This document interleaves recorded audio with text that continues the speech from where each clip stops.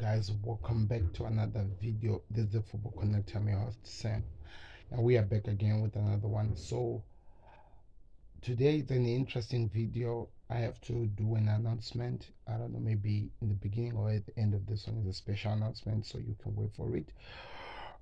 Just want to talk about how the round of 16 went for me. It's been a while. I have not been available. I'll make everything make sense. So this video is going to be posted into two channels, the Football Connect and the Football Connect Shorts. So you should just understand there's the reason why I'm making it, because it is a special announcement that kind of like affect all the channels. So I don't know. Let's get into it.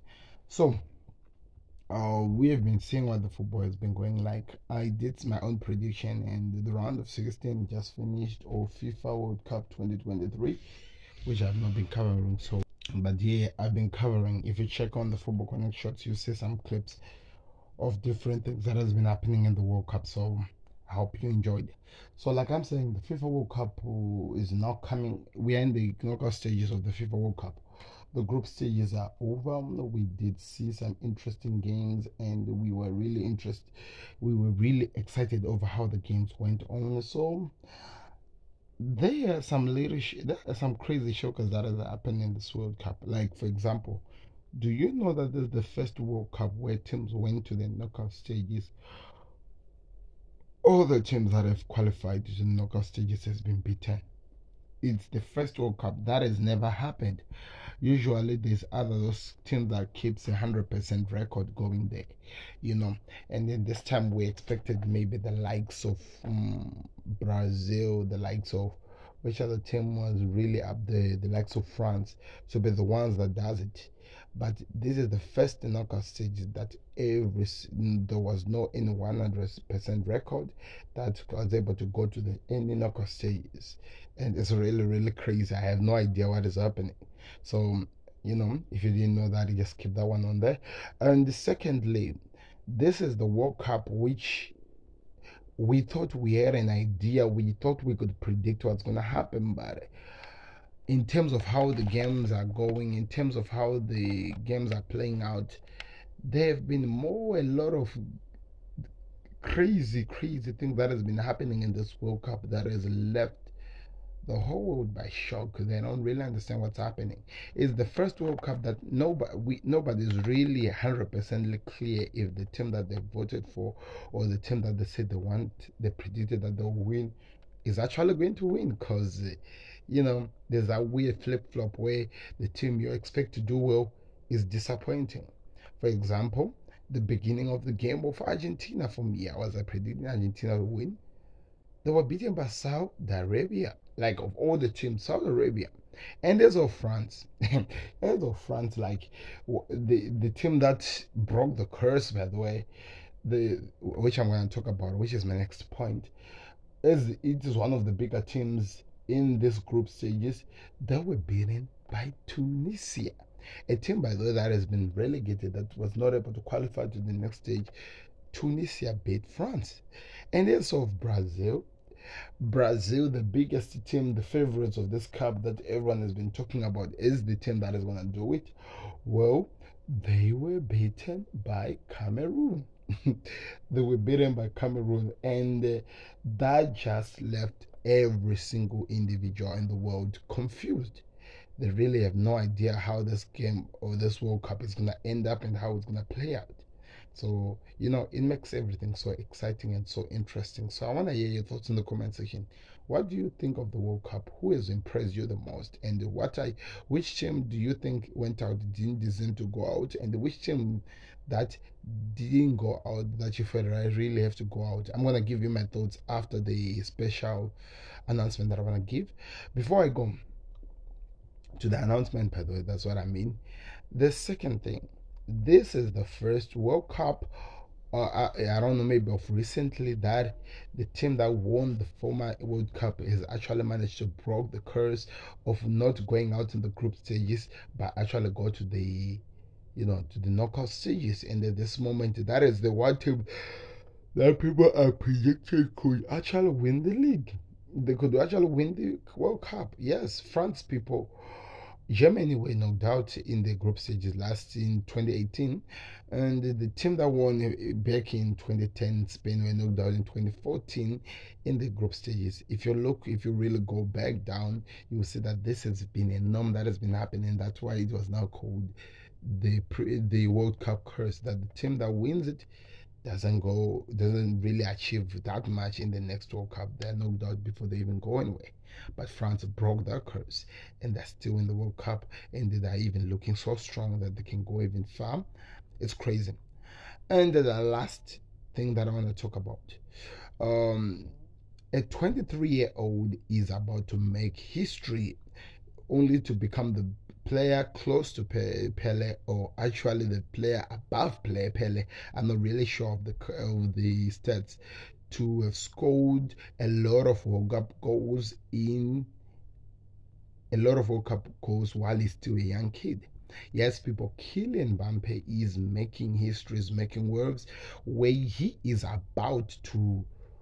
already scored 9 goals, the same amount of goals that Ronaldo and Messi, the most praised and the most highly praised players as the best in the World Cup, have scored each since for their past 5 years that they've appeared in the World Cup. It looks like Kylian Mbappe is about to break the curse because he keeps scoring every day. In the last game that he played in the round of 16, he scored 2 goals, which elevated him as the player with the most goal in the tournament. So it is confusing how this one's gonna play out. So I'm curious to hear your thoughts in the comment section. Is Kylian Mbappe about to rewrite history to be the only player close to Pele, or who has surpassed the Pele? Go check the stats in terms of goals scored as a young age, or as a young kid, as a youngster. Let me know your thoughts in the comment section. So this is the special announcement. So the reason why I have not been really available, people, is because June 2020 I got married traditionally. I wish I could show you some pictures, but I will show you in the video that when I come back where I'm going. So I did it in this country, so it was something that I was just working on, which I was able to cover while covering the Premier League. But now I've come to a point where I needed to work so hard to prepare for the white wedding, which is going to force me to travel from this country that I'm in to another country.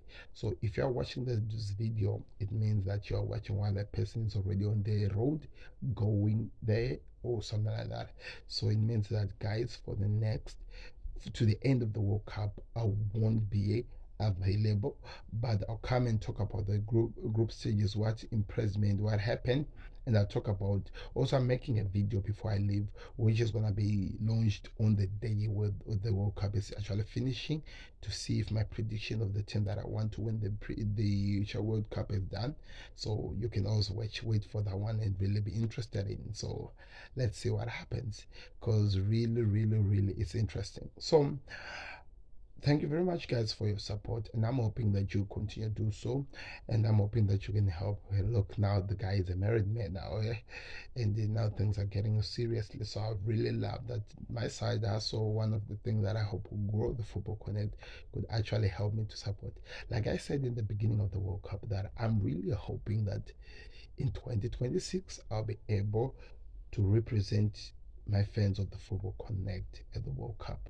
And I'm really hoping that from 2023, the next year that is coming, going forward, things are just gonna go in a crazy way. I have so many big ideas, so many plans, things have to change. I'm working on a lot of things, so I'm hoping that my hard work that I put on in front of the camera and outside of the camera could actually pay back as well. So you guys are the only one who can make that possible. So thank you very much for your support from where I've come from, for where I am right now, and I can't wait for the next years that are to come.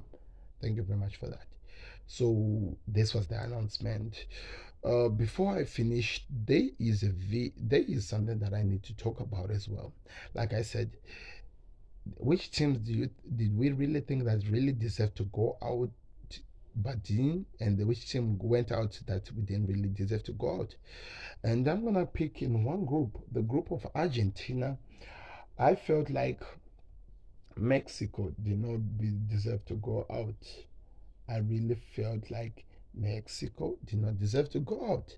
Well, they did, because they were scored more goals, and Yeah, the group was crazy.